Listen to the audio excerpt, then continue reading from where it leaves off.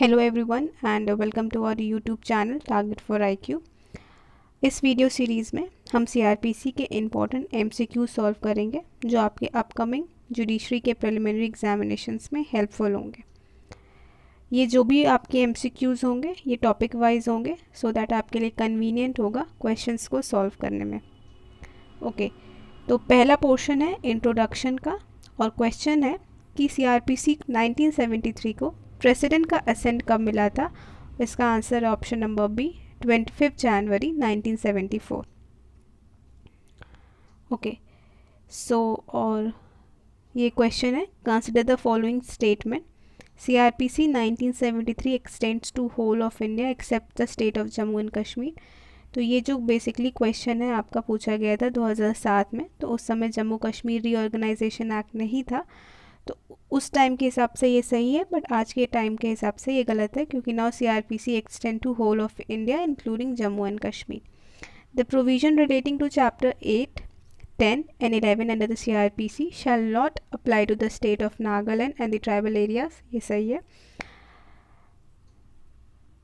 Sorry ये गलत है क्योंकि नागालैंड और ट्राइबल एरिया पे केवल 8, 10 और 11 ही लगते हैं और यहाँ पे दिया है शैल नॉट अप्लाई, तो ये गलत है। क्रिमिनल प्रोसीजर को 1973 केम इनटू फोर्स ऑन 25 जनवरी 1974, ये भी गलत है क्योंकि 25 जनवरी 1974 को प्रेसिडेंट का असेंट मिला था। ठीक है, 1 अप्रैल 1974 को सीआरपीसी एनफोर्स हुई थी। Chapter 2 of CrPC deals with the constitution of the criminal code, तो ये सही है। तो 2007 का क्वेश्चन है, उसके हिसाब से उसका आंसर फर्स्ट और फोर्थ होना चाहिए, बट आज के करंट सिनेरियो के हिसाब से केवल फोर्थ ऑप्शन सही है। Okay, the main characteristic of the CrPC is to the separation of the judiciary from the executive. When the CrPC came into force तो 1 अप्रैल 1973।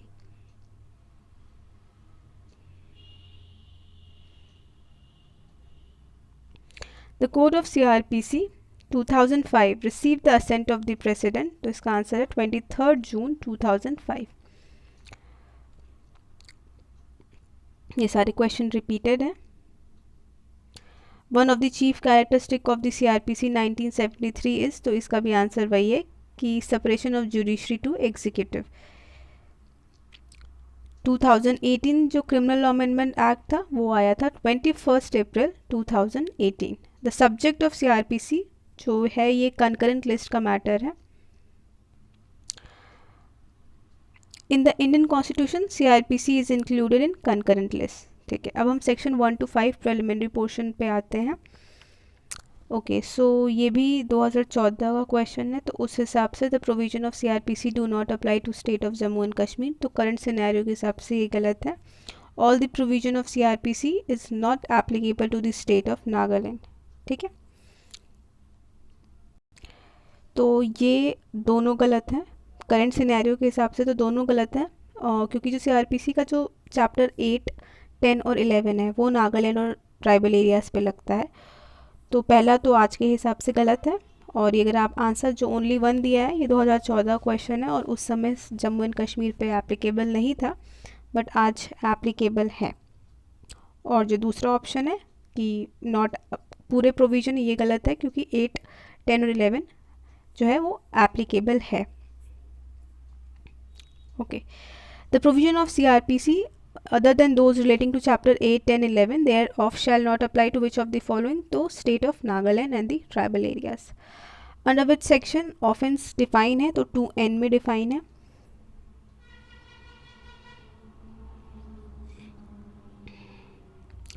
what offense is bailable, तो जो first schedule में mention है those offenses are bailable offenses। bailable offenses mean which is shown as bailable in first schedule। okay, so in cognizable cases the police will have the power to, so they can arrest without warrant and investigate too, तो इसका answer है option C investigate including the power to arrest without warrant. In cognizable offence a police officer he may arrest an accused without warrant। So cognizable offence जो है वो किस section में define है, तो ये 2C में डिफाइन है। अब इसमें से करेक्ट ऑप्शन इनकरेक्ट जो स्टेटमेंट है वो देखना है। तो in cognizable offence any police officer may without an order from a magistrate and without a warrant arrest any person, ये सही है। ऑप्शन बी भी सही है, सी भी सही है, तो इसका आंसर है option number D. Section 2C deals with the cognizable offence. In cognizable offence a police officer, तो इसका answer option number D, may arrest an accused without warrant. Under which section of CRPC cognizable offence has been defined, तो ये 2C है। Non cognizable offence क्या होता है, तो a police officer can not arrest without warrant. Complaint as defined under section 2D of CRPC is concerned with, तो cognizable non cognizable दोनों से है। इंक्वायरी जो है वो मजिस्ट्रेट या कोर्ट कोई भी कर सकता है। Which of the following statement is not correct, ठीक है। Magistrate is made by an inquiry is made by magistrate, ये सही है। Inquiry is not a judicial proceeding, ये गलत है। तो आंसर इसका option number B, inquiry is conducted by magistrate और कोर्ट। इसमें भी गलत बताना है, तो inquiry is conducted by court, ये भी सही है। Inquiry is conducted after framing of the charges, तो ऑप्शन नंबर बी इसका गलत होगा। इसमें जो आंसर दिया है वो गलत है, कि डी ऑप्शन दिया है तो इंक्वायरी तो मजिस्ट्रेट ही करता है, तो ये आंसर इसमें गलत दिया हुआ है। इसका आंसर होगा ऑप्शन नंबर बी, कि इंक्वायरी हमेशा ट्रायल से पहले की जाती है, not after the framing of the charges. देखिए इसके एक्सप्लेनेशन में भी वही दिया हुआ है, जांच आरोपित वर्जित करने के पूर्व की जाती है, ठीक है। तो ये बाय मिस्टेक प्रिंटिंग मिस्टेक होगा। In which of the following section investigation is defined, तो ये 2H में है। Which of the following is not correctly match, तो पुलिस स्टेशन जो है वो पुलिस स्टेशन 2S में डिफाइन है। So what is the object of the investigation, to collect the evidence against the accused. Okay, so which of the following statement are correct, investigation made by police officer, ये सही है। दूसरा भी सही है, तीसरा गलत है, investigation is not a judicial proceeding. तो देखिए इसका आंसर ऑप्शन नंबर 1, 2 एंड 4, यानी कि 1, 2 और 4 करेक्ट हैं।